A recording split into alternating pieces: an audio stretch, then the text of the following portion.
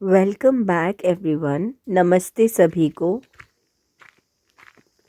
आज घटस्थ योगा श्रृंखला महर्षि घेरंड में हम जानेंगे कल जो हमने बातचीत की थी ज्योति ध्यान पर और बेहतर तरीके से। कल जो हमने रिकॉर्डिंग की थी वह ठीक से नहीं हो पाई थी, तो आज हम ज्योति ध्यान को बेहतर तरीके से समझने का प्रयास करेंगे। ज्योति ध्यान में ज्योति आत्मा को बताया गया है, प्रकाश से पूर्ण असीम सत्ता ब्रह्मा परमात्मा या आत्मा पर जो ध्यान किया जाता है उसे ही महर्षि घेरंड ने तेजो ध्यान या ज्योतिर्ध्यान बतलाया है। और ज्योतिर्ध्यान को पूर्ण करने के लिए दो तरीके बतलाए हैं। पहले तरीके में मूलाधार चक्र में आत्मा के हमारे इस प्रकाशमान रूप का ध्यान करना है। महर्षि घेरंड के अनुसार मूलाधार में सांप की आकृति में कुंडलिनी शक्ति सोई पड़ी होती है और उसी स्थान में दीपक की लौ के रूप में मनुष्य की आत्मा का निवास भी होता है। यह जो हमारी आत्मा मूलाधार में है वह व्यक्त रूप में है, जहाँ पर हम आत्मा के प्रकाश का अनुभव कर सकते हैं।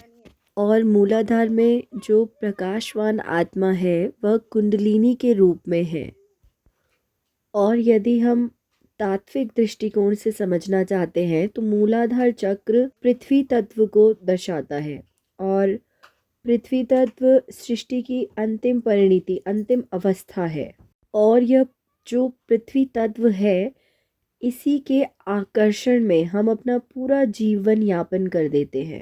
यह पृथ्वी तत्व को आप भूमि, ग्रह या मिट्टी ना समझे। पृथ्वी तत्व को यहाँ बताया गया है सेल्फ एक्सप्लेन्ड एलिमेंट या फिर एनर्जी। सभी प्रकार के जीवन और जीवन की अलग अलग अवस्थाएं सब पृथ्वी तत्व कहलाएंगी। और वह चेतना, कॉन्शियसनेस जिसे लोग जीवात्मा कहते हैं, वह भी पृथ्वी तत्व से ही उत्पन्न होती है। और अब ज्योतिर्ध्यान करने का दूसरा तरीका है दोनों बाहों के बीच के स्थान में मस्तिष्क से भी दूर प्रकाश से भरा हुआ ओम जहाँ पर है, इस चमकीले प्रकाश पर किए गए ध्यान को प्रणव ध्यान कहते हैं। प्रणव यहाँ पर ओम ध्वनि को बताया गया है। महर्षि घेरंड ने बताया है कि आत्मा के भी दो रूप होते हैं। एक ब्रह्मा व्यक्त रूप जो कि हमने पहले ही जान लिया है पृथ्वी तत्व में है, और दूसरा होता है अव्यक्त रूप जो भ्रूमध्य में है, जो हम अभी जान रहे हैं। आज्ञा चक्र शुद्ध अवस्था, शुद्ध प्रकृति या शुद्ध चेतना का प्रतीक है।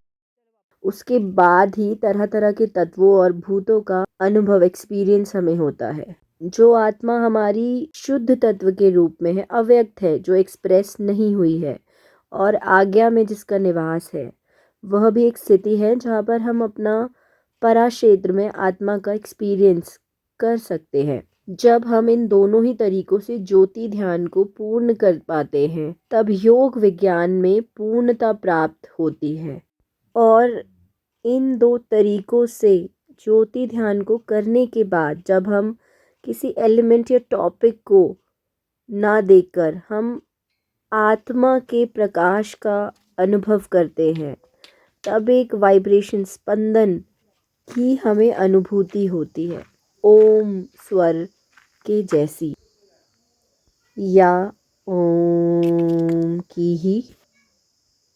यह जो परानाद का क्षेत्र है, जब हम ज्योति ध्यान करने पर इस परानाद के क्षेत्र में पहुंचते हैं तब वह प्रकाश या ज्योति का क्षेत्र कहलाता है। और जैसे जैसे हम नज़दीक आते जाते हैं इस क्षेत्र के, तब यह जो मूल स्पंदन है वह हम सुनने में सक्षम हो जाते हैं। और यही ज्योतिर्ध्यान की जानकारी है जो आज ठीक से पूरी हो पाई है। यहाँ तक सुनने के लिए बहुत धन्यवाद।